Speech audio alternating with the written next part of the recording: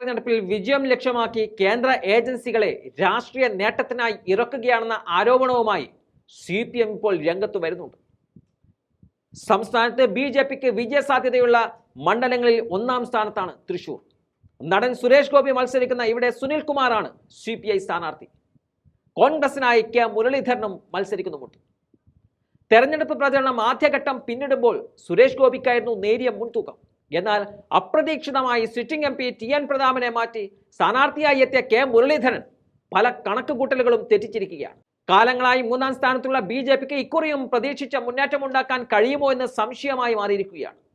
കഴിഞ്ഞ തെരഞ്ഞെടുപ്പിൽ 1.5 ലക്ഷത്തിലധികം വോട്ടുകൾ ഉയർത്താൻ കഴിഞ്ഞതോടെയാണ് തൃശൂരിൽ ആഞ്ഞു പിടിച്ചാൽ ജയിക്കാമെന്ന് BJP കണക്ക് കൂട്ടുന്നത്. എന്നാൽ ഇക്കുറി കാര്യങ്ങൾ വ്യത്യസ്തമാണ്.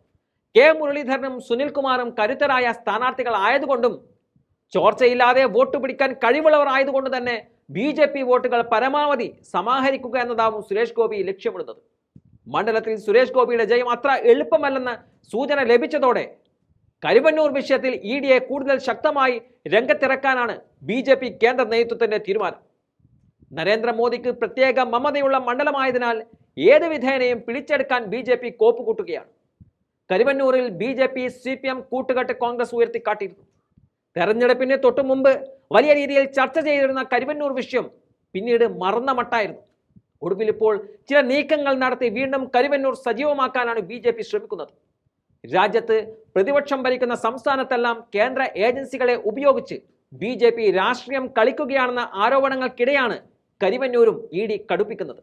അതേസമയം മറ്റു സംസ്ഥാനങ്ങളിലേതുപോലെ കേരളത്തിൽ ഈ രീതിയിൽ നേട്ടമുണ്ടാക്കാൻ കഴിയുമോ എന്നത് സംശയമാണ്.